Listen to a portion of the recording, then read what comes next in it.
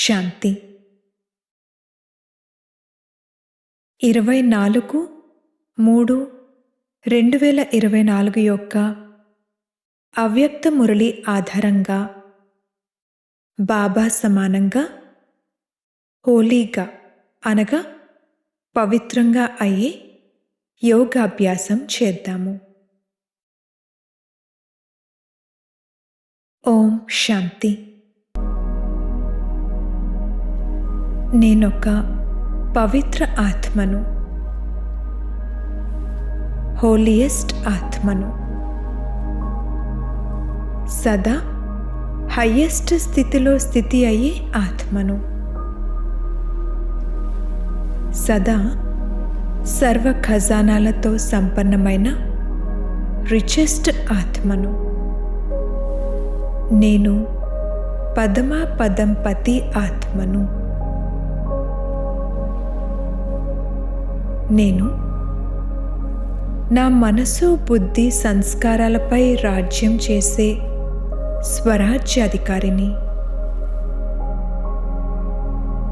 క్షణంలో మనసు, బుద్ధికి ఆర్డర్ చేసి అశరీరిగా అయి వతనంలో బాబ్దాదా వద్దకు చేరుకున్నాను. బాబా నుండి నాకు పవిత్రమైన శక్తిశాలి దృష్టి లభిస్తూ ఉంది. దాని ద్వారా నాలో ఉన్న లోపాలు, బలహీనతలు, చెడు మొత్తం అన్నీ కాలిపోతున్నాయి, భస్మమైపోతున్నాయి. నేను శుద్ధ ఆత్మగా అవుతూ ఉన్నాను. నాకు అతీంద్రియ సుఖం యొక్క అనుభూతి కలుగుతుంది. బాబా, మీరు నాకు మీ ప్రేమ భరితమైన దృష్టితో అతీతమైన అనుభూతి కలిగిస్తున్నారు. మీరు నన్ను చూస్తూ హర్షిస్తున్నారు. నేను కూడా బాబాను చాలా ప్రేమగా చూస్తూ చూస్తూ బాబా రంగులో రంగరించబడుతున్నాను. బాబా సమానంగా అవ్యక్త ఫరిష్తాగా అయ్యాను.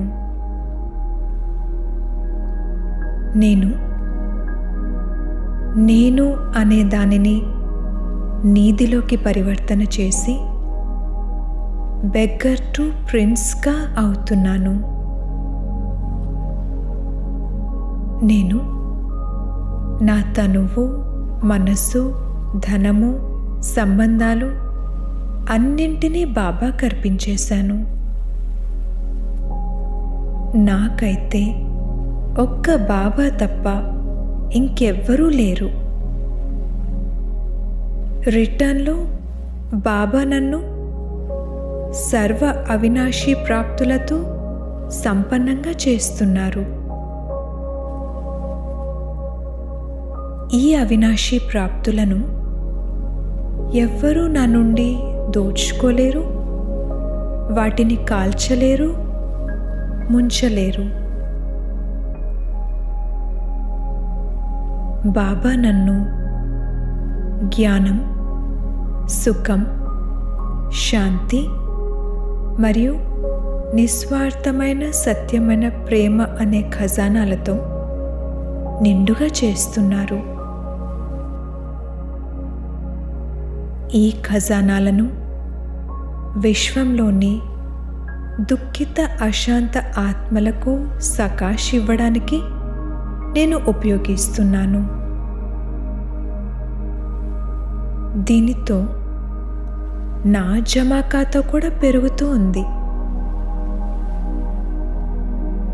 ఈ ఖజానాలను నేను భక్తాత్మల కోసం కూడా ఉపయోగిస్తున్నాను.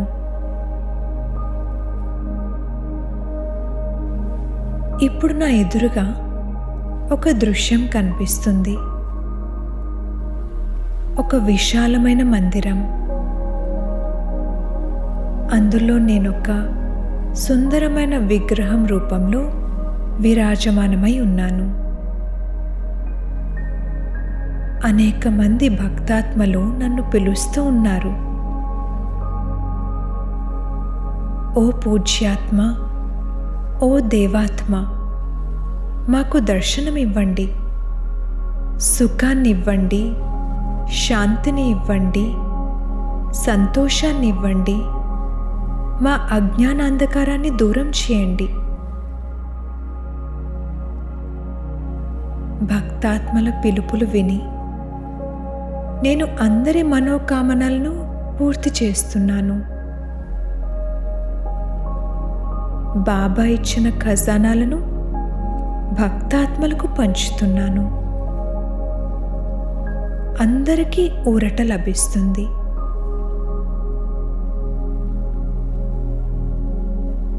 నేను ప్రతి కర్మ బాబా స్మృతిలో మరియు బాబా తోడులో చేయడం వలన నాకు సదా సంతోషం, శక్తి మరియు సఫలత ప్రాప్తిస్తున్నాయి.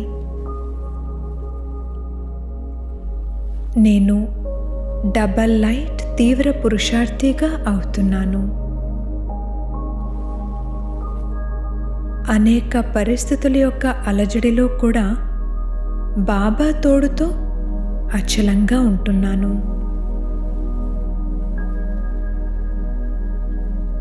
నేనెప్పుడూ కూడా స్వయం యొక్క లేక ఇతరుల యొక్క గతించిపోయిన విషయాలను చింతన చేయను. నా దృష్టిలో గతించిపోయిన విషయాలు పూర్వజన్మలోని విషయాలతో సమానము. గతించిపోయిందేదో గతించిపోయింది, ఇక పూర్తిగా సమాప్తం. నేను క్షమాసాగరుడి యొక్క సంతానాన్ని, మాస్టర్ క్షమాసాగరుణ్ణి, దయార్థ హృదయుడిని. నేను గతం గతః చేసి ముందుకు సాగిపోయే ఆత్మను. నేను విస్తారమైన విషయాల యొక్క సారంలో ఉండే ఆత్మను. సదా తేలికగా ఉండే ఆత్మను. నేను సదా స్మృతి మరియు సేవలో బిజీగా ఉండే తీవ్ర పురుషార్థి ఆత్మను. నేను స్వపరివర్తనతో విశ్వ పరివర్తన తీసుకొచ్చే ఆత్మను.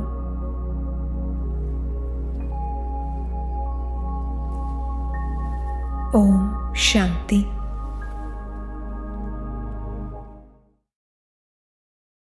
ఓం శాంతి. 30/3/2024.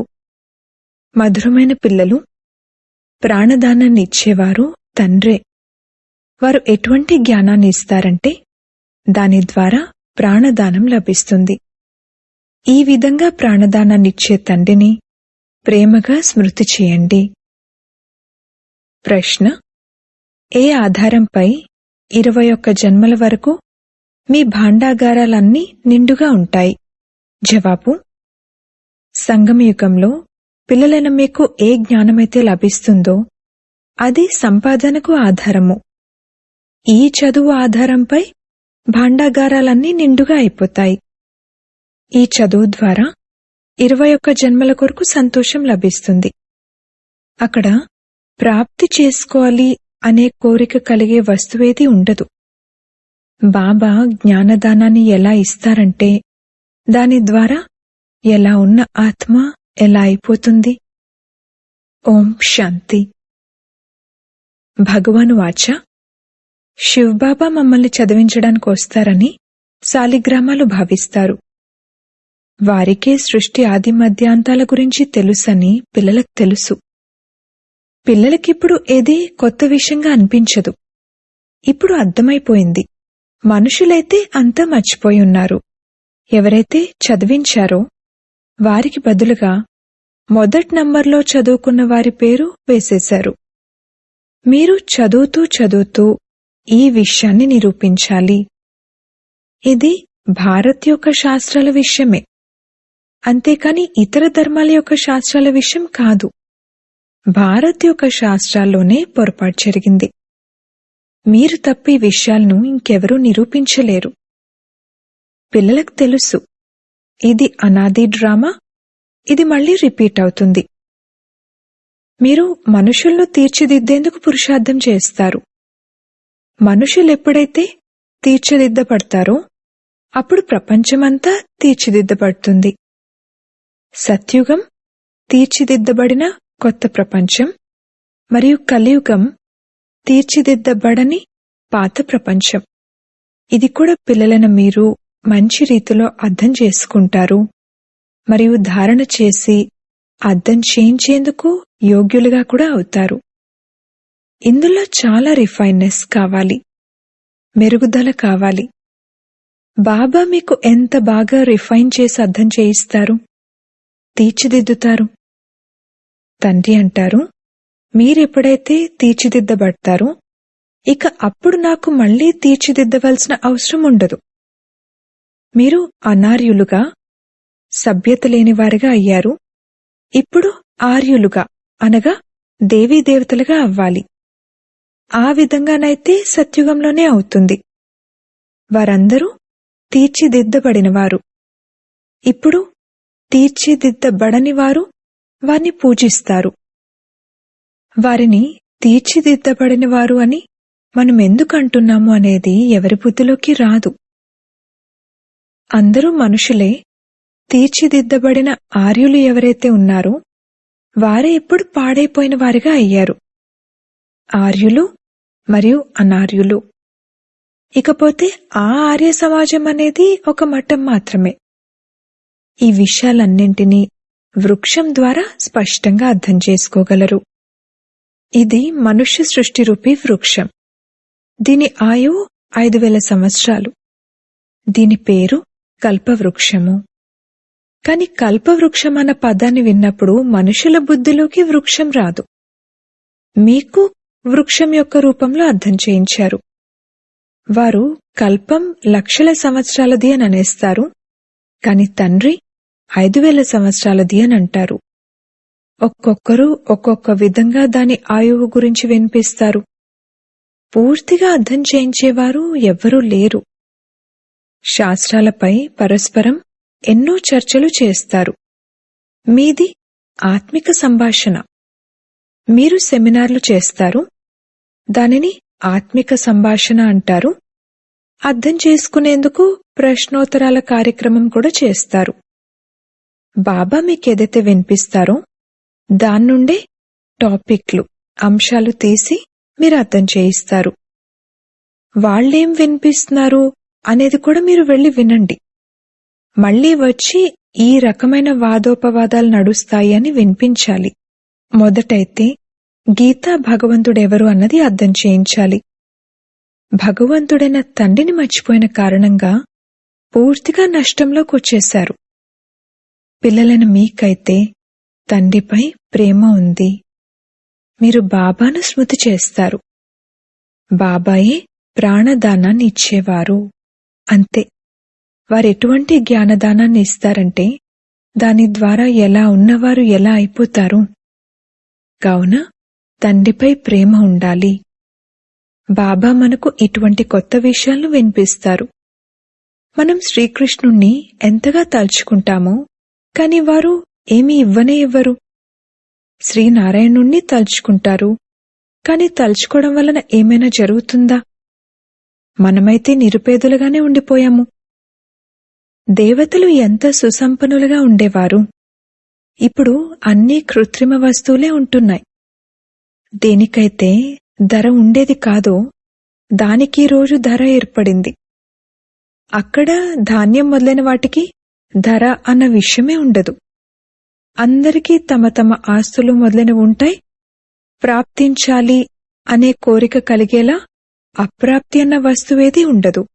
బాబా అంటారు, నేను మీ భాండాగారాలు నింపుతాను. మీకెటువంటి జ్ఞానాన్ని ఇస్తానంటే దాని ద్వారా మీ భాండాగారం నిండిపోతుంది. జ్ఞానం సంపాదనకు ఆధారం అని మీ బుద్ధిలో ఉంది. జ్ఞానమే సర్వస్వము. ఈ చదువు ద్వారా మీరు ఎంత ఉన్నతులుగా అవుతారు. ఇది చదువు యొక్క భాండాగారం కదా. ఆ టీచర్లు చదివిస్తారు, దాని ద్వారా అల్పకాలికమైన సుఖం లభిస్తుంది. ఈ చదువు ద్వారా మీకు 21 జన్మల సుఖం లభిస్తుంది. పిల్లలైన మీకు ఎంతో సంతోషం ఉండాలి.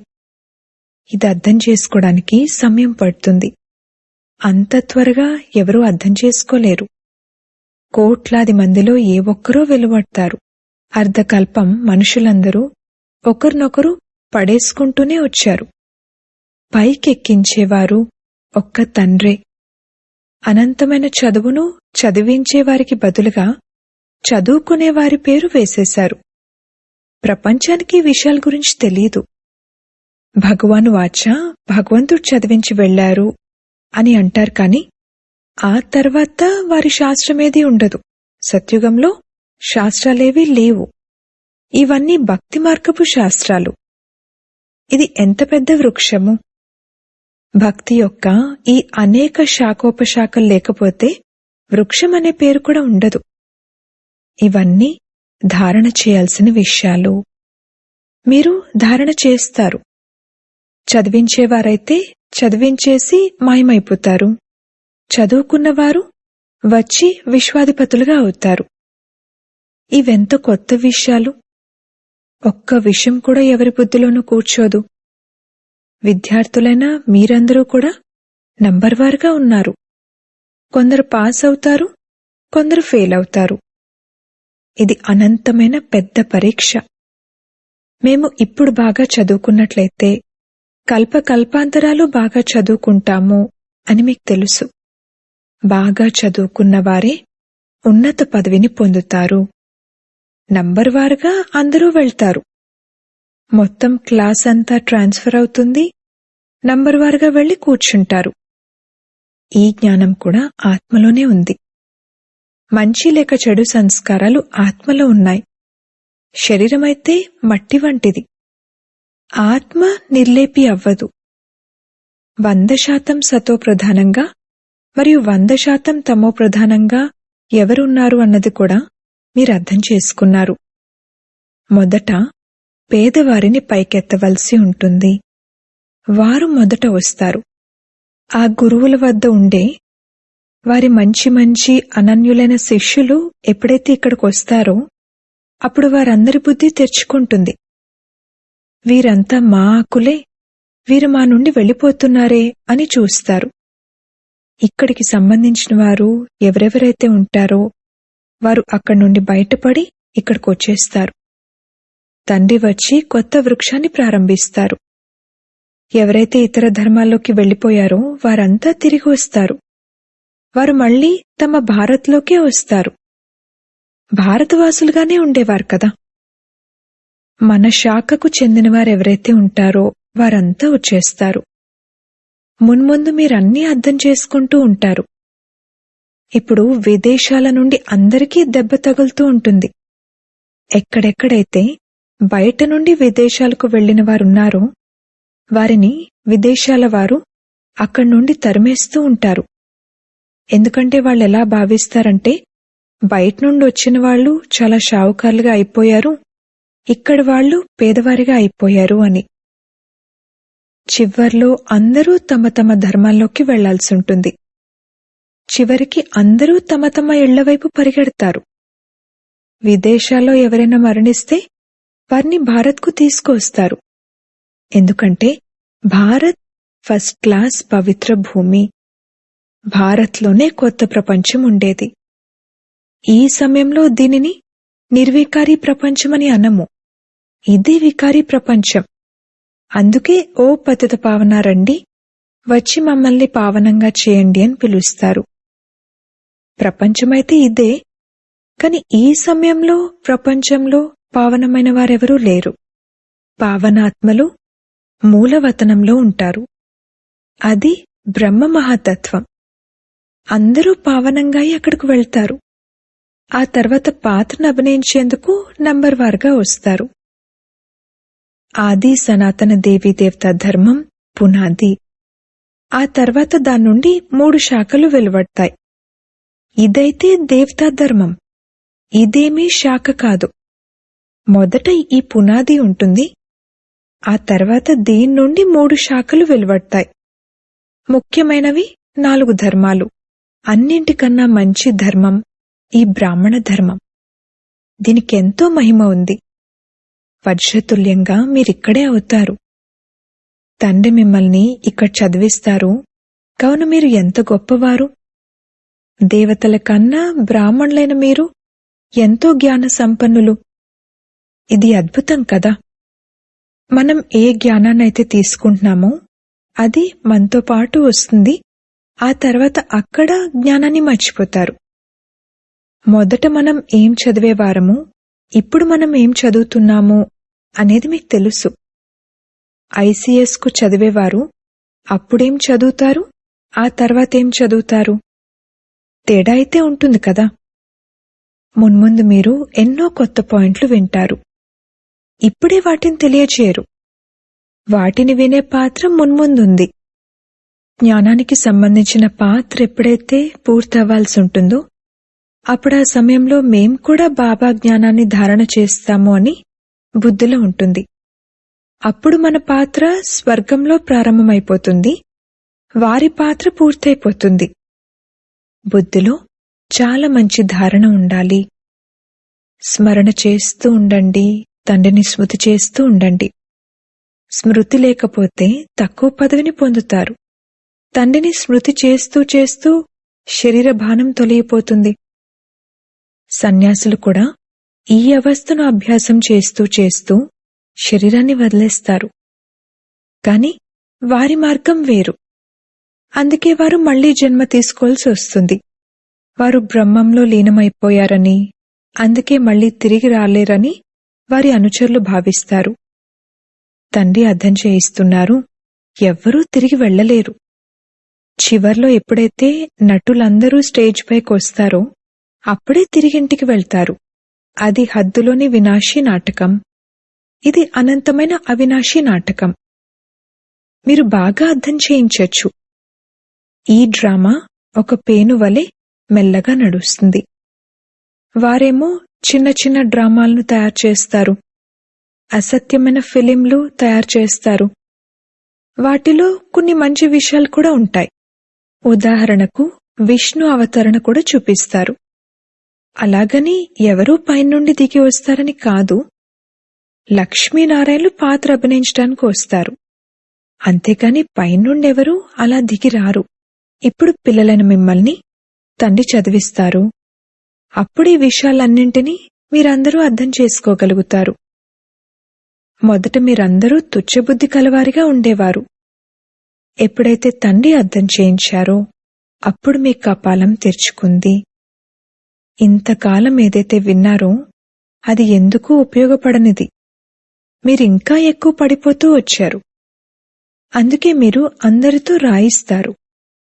ఎప్పుడైతే వారు రాసి ఇస్తారో అప్పుడు వారి బుద్ధిలో ఎంతో కొంత కూర్చుంది అని అర్థం చేసుకోవచ్చు. బయట నుండి వస్తారు. ఫామ్ నింపిస్తే అప్పుడు వారు మన కులానికి చెందినవారా కాదా అనేది తెలుస్తుంది. ముఖ్యమైన విషయం తండ్రిని తెలుసుకోవడం. తప్పకుండా కల్పకల్పం తండ్రి మనల్ని చదివిస్తారని అర్థం చేసుకోవాలి.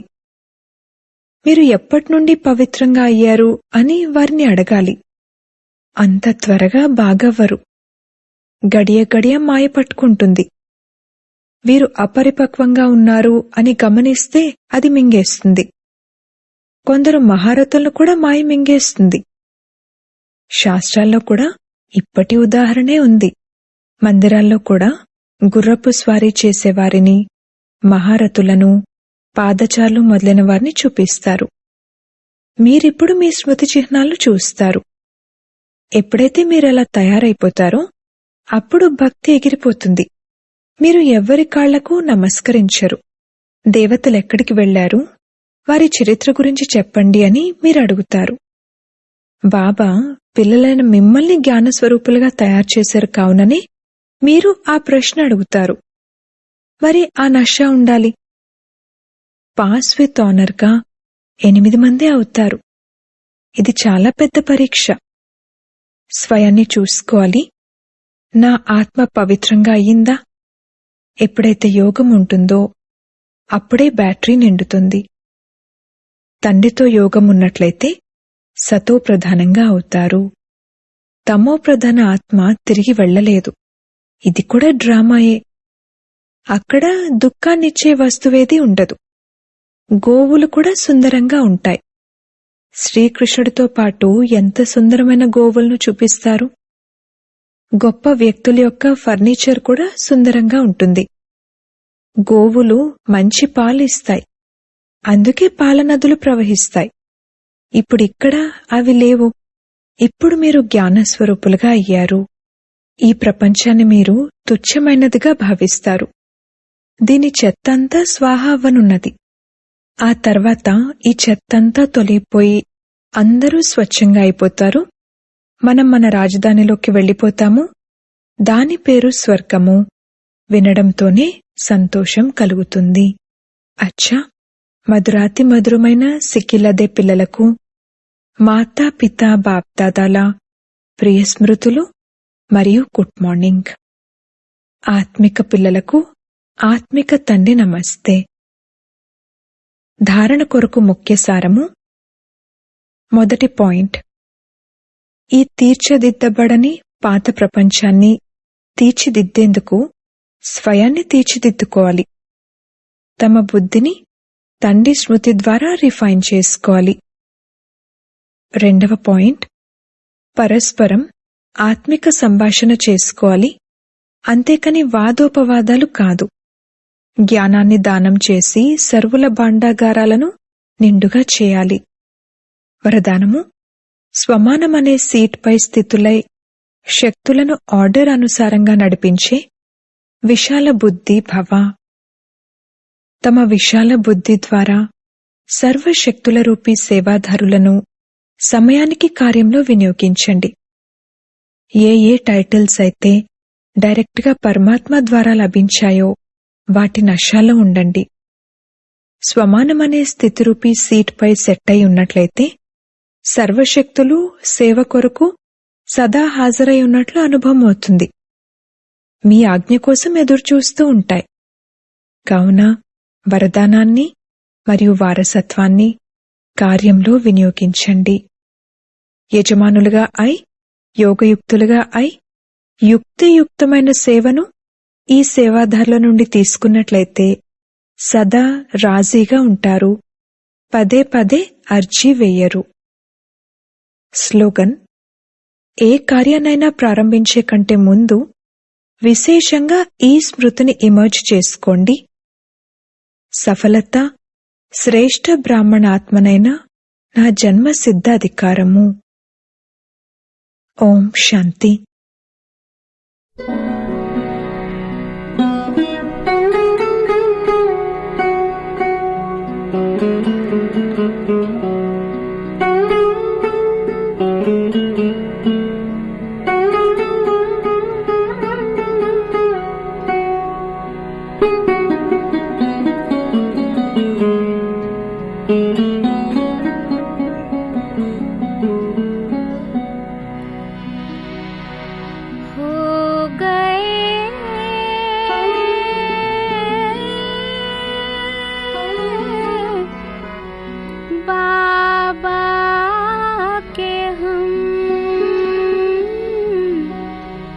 बाबा हमारे